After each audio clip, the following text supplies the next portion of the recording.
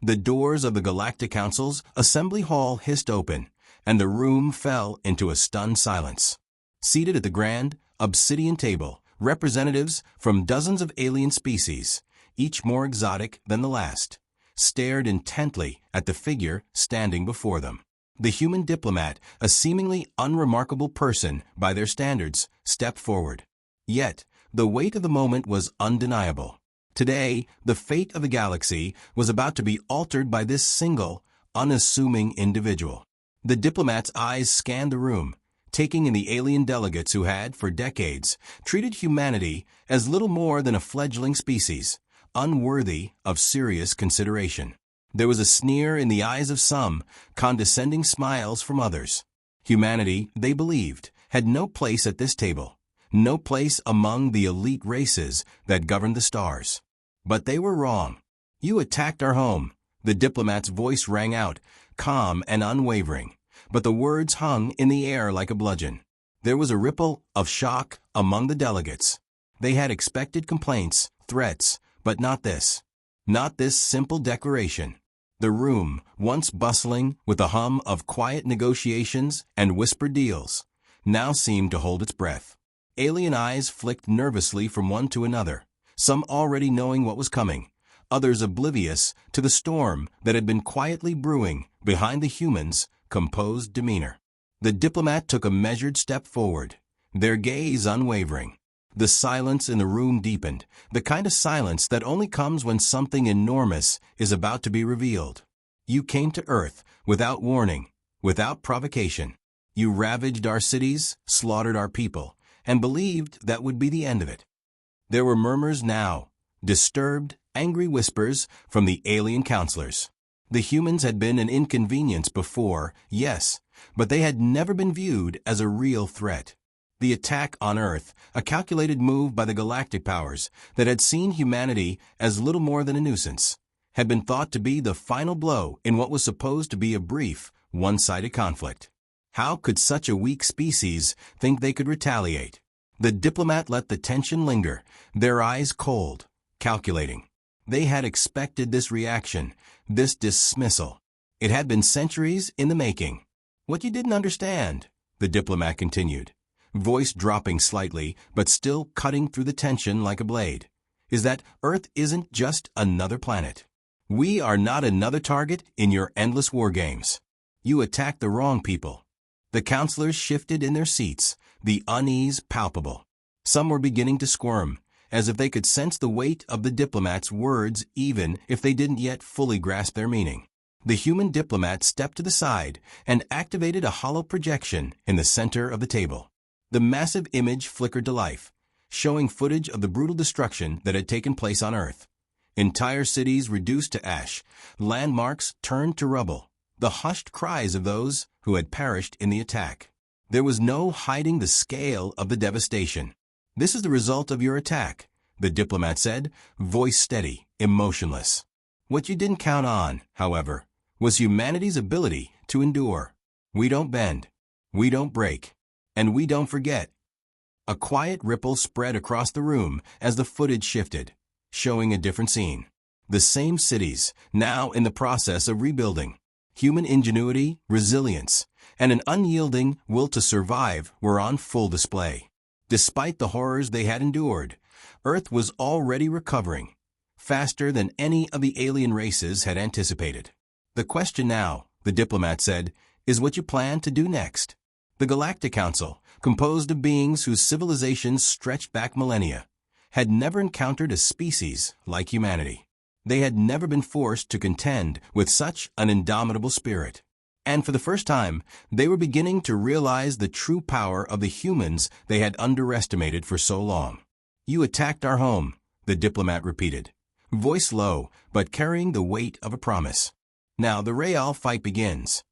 And with that, the room fell into an uneasy silence, the gravity of the moment settling over each member of the council. The human diplomat had spoken. But the real question was, would they listen? Underestimate humanity again, and you will pay the price. The words echoed in the chamber, lingering in the air long after the human diplomat's voice had faded. The counselors exchanged wary glances, their confidence slipping as the harsh reality of the diplomat's statement settled in. The fear they felt wasn't just about the threat humanity posed. It was about the unknown. They had assumed Earth was a primitive, helpless world, a speck of dust in the vastness of the galaxy. They had assumed wrong. The diplomat's calm presence masked a fury that could shake the stars themselves. Earth was not just recovering, it was evolving rapidly. While the Council had believed they had crippled humanity, they had unknowingly fueled its fire. The diplomats, now steely-eyed and resolute, were not just negotiators. They were the harbingers of a power the galaxy had never seen.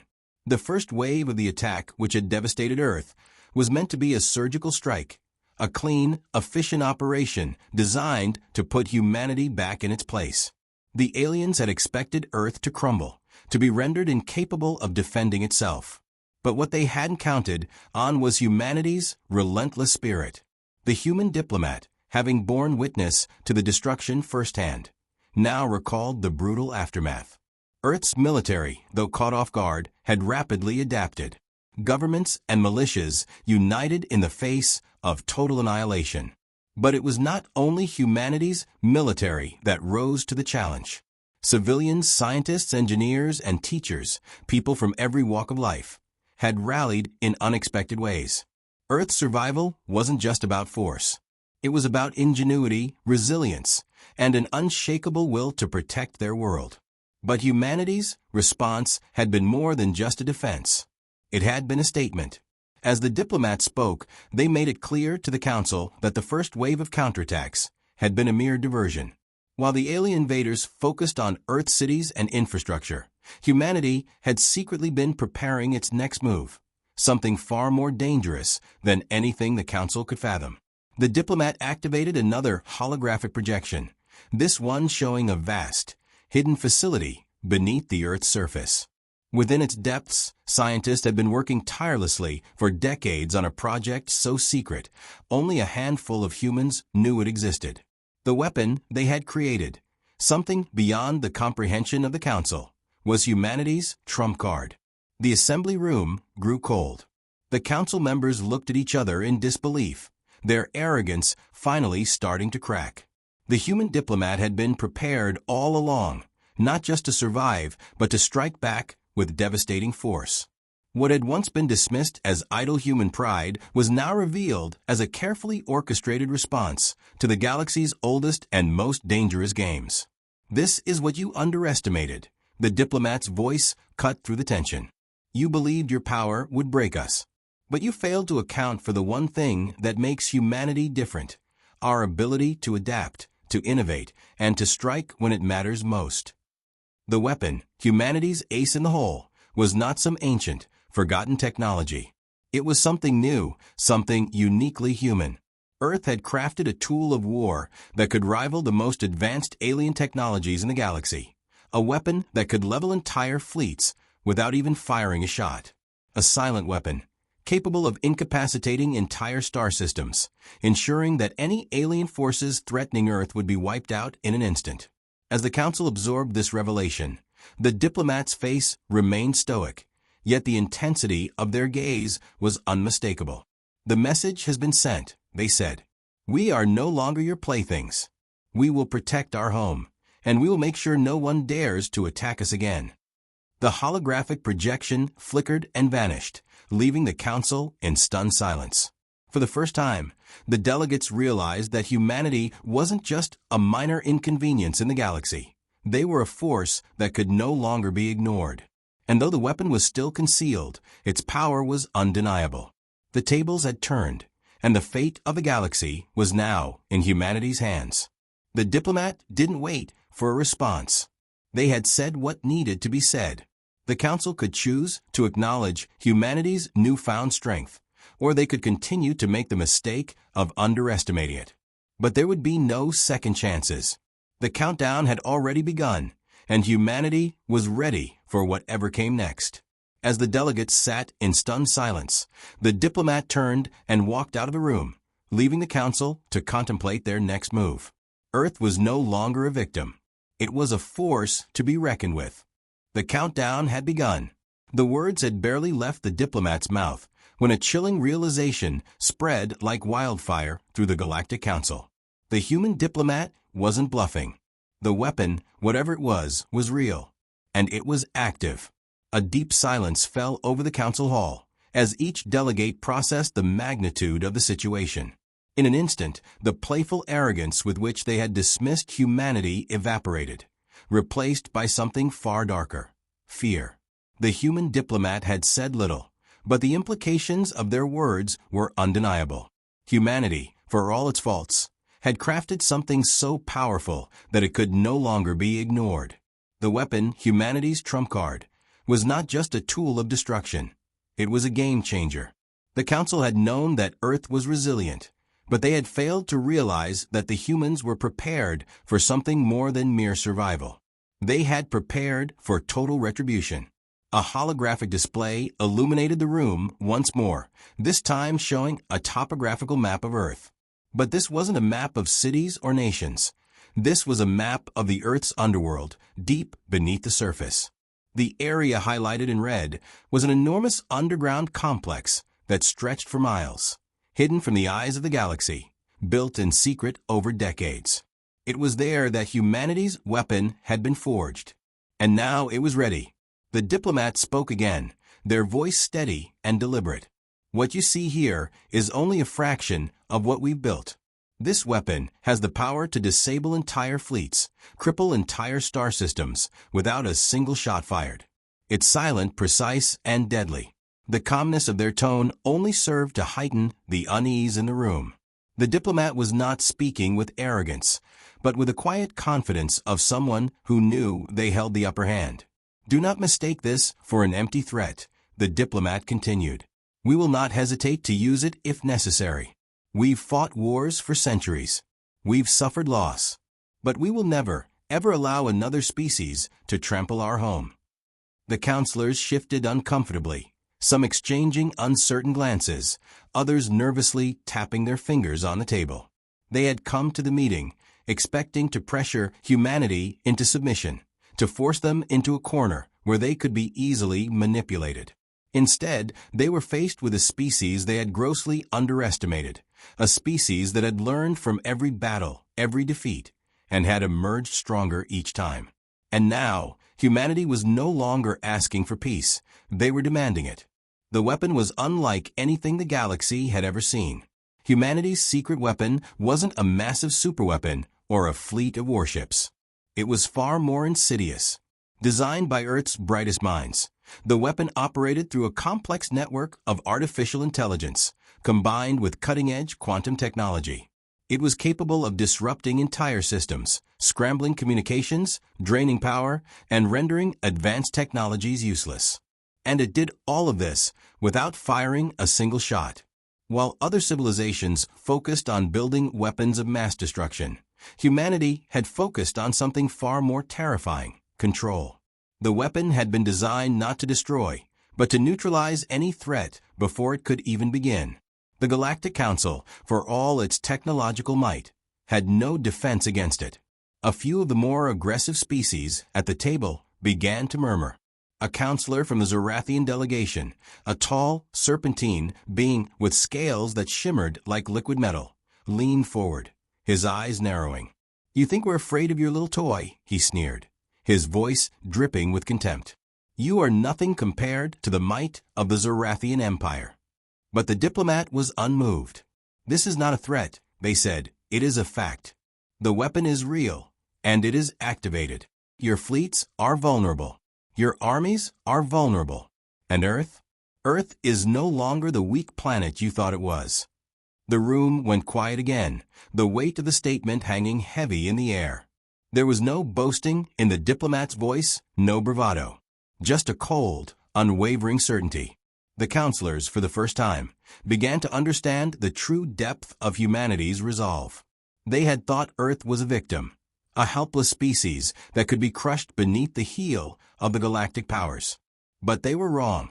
Humanity had learned to fight, to adapt, and above all, to survive.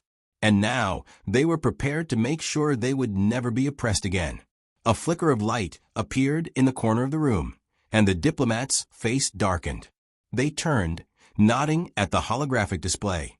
A countdown timer had appeared, steadily ticking down with a quiet, relentless precision. "The clock is ticking," the diplomat said, their voice calm, but there was a trace of steel behind it. "In exactly 1 hour, we will see whether the Council can find a way to peacefully resolve this matter, or whether we must make you understand what happens when you cross humanity." The timer continued to count down, each second marking the passing of time and the inevitability of a decision that could either reshape the galaxy or doom them all.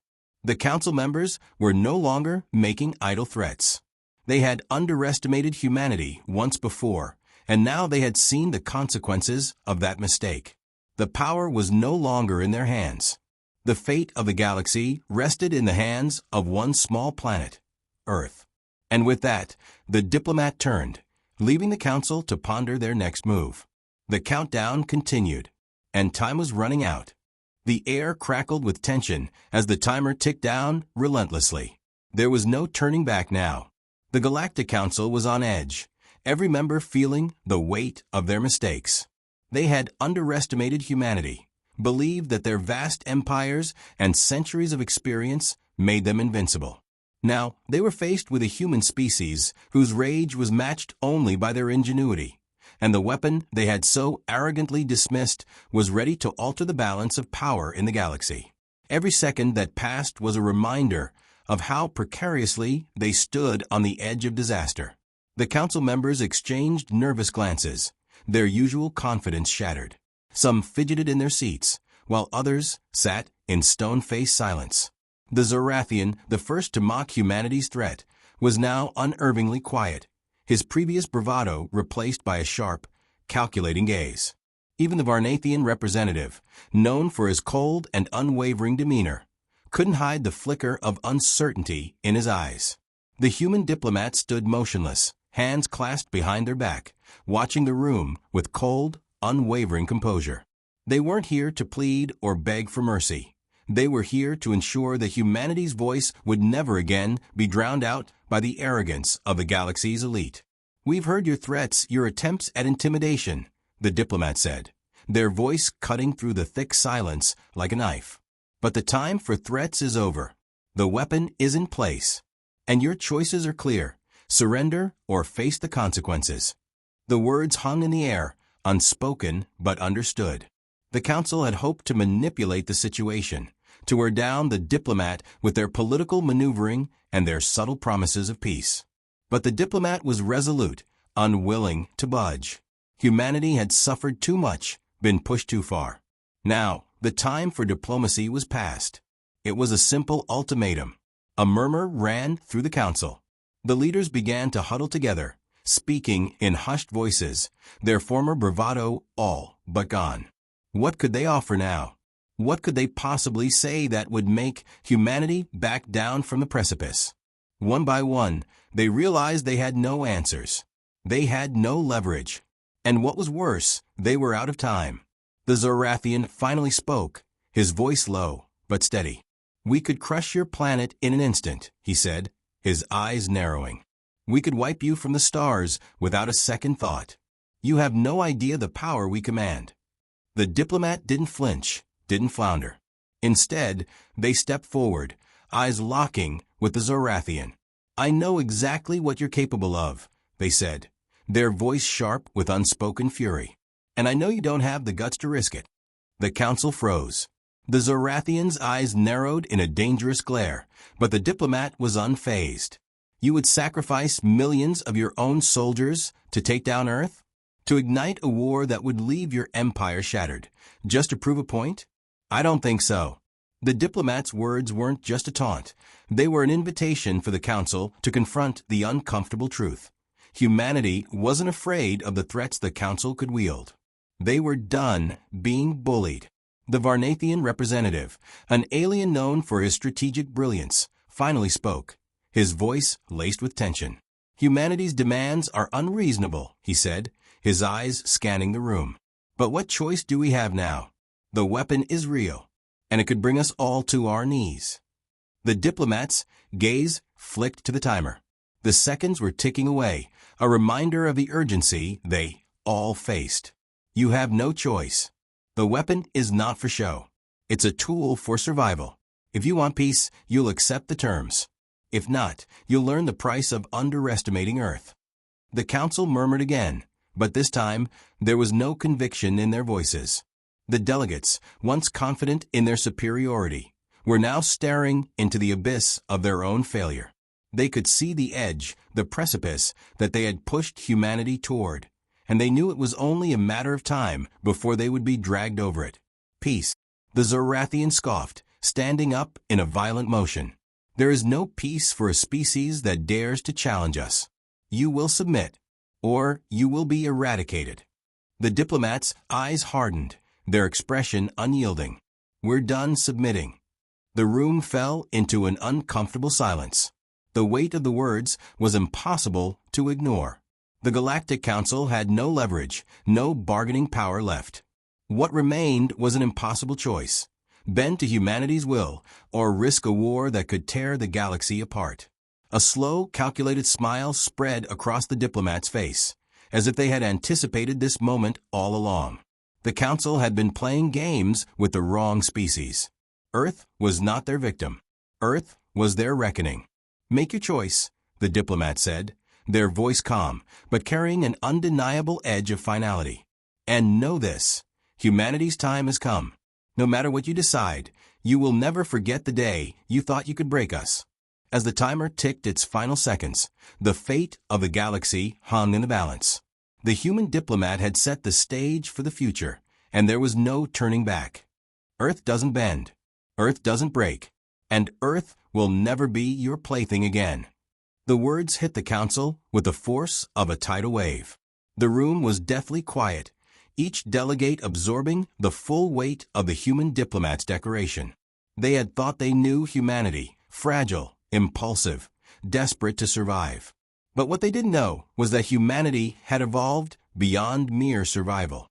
Now, Earth was a force to be reckoned with, and it had the scars to prove it. The diplomat's eyes burned with a fire that reflected humanity's collective spirit. You think we're just another species you can control, another one to be manipulated into submission. You're wrong, they continued, their voice steady but full of conviction. We're not like the others. We're different. The council stared at the diplomat, some with disbelief, others with growing unease. They had underestimated humanity's capacity to adapt, to fight back. They had thought that when the human homeworld was attacked, the species would break, cower, or beg for mercy. But instead, Earth had rallied, not just with force, but with ingenuity, precision, and an unstoppable will to survive. The diplomat activated a new projection, and the council was forced to watch footage that, until now, had been kept hidden. It was a montage of human ingenuity.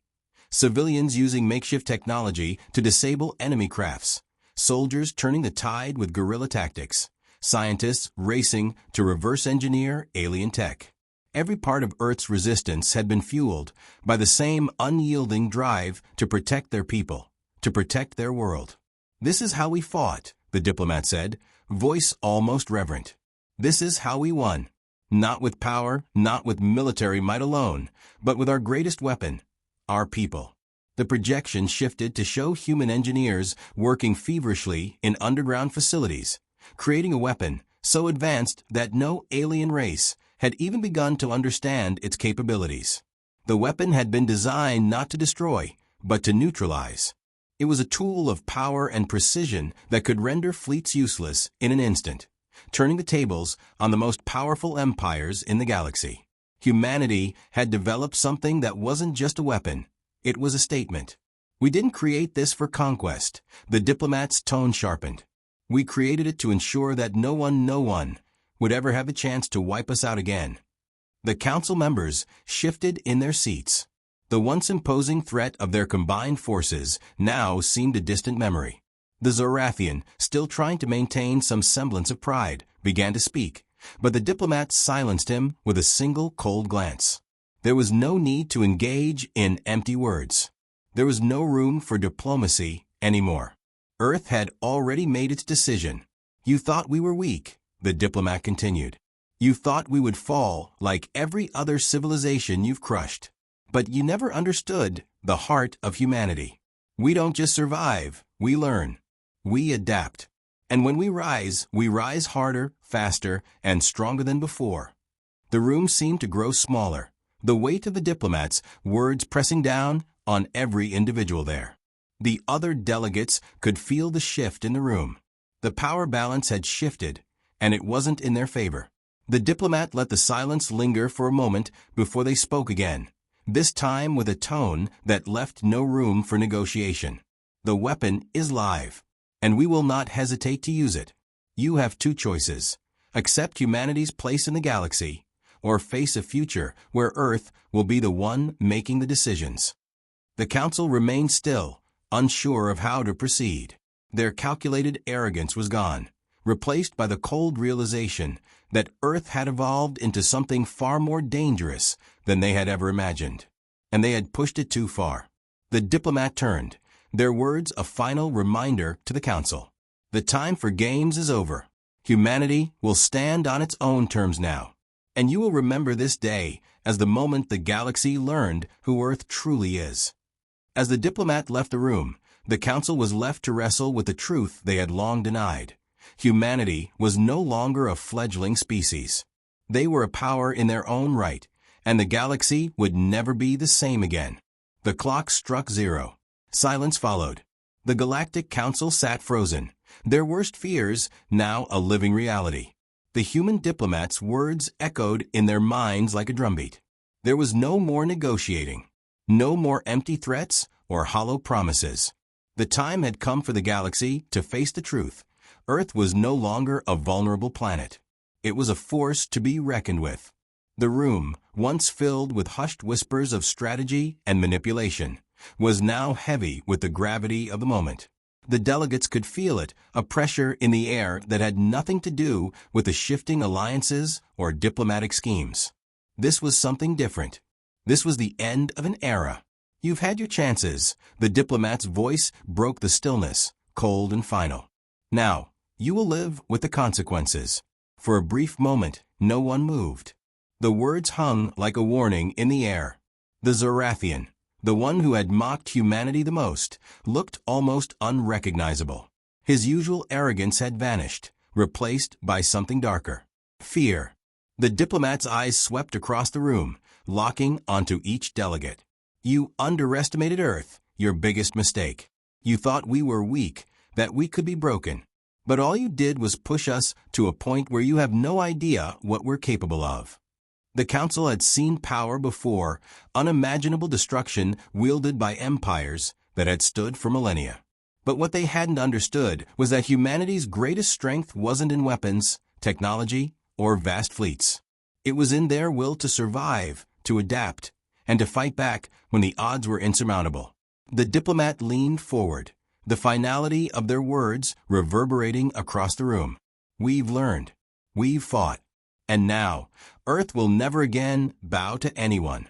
The Zorathian shifted in his seat, his eyes narrowing. This will not end well for you. You may think you've won, but the galaxy. The diplomat cut him off with a sharp gesture.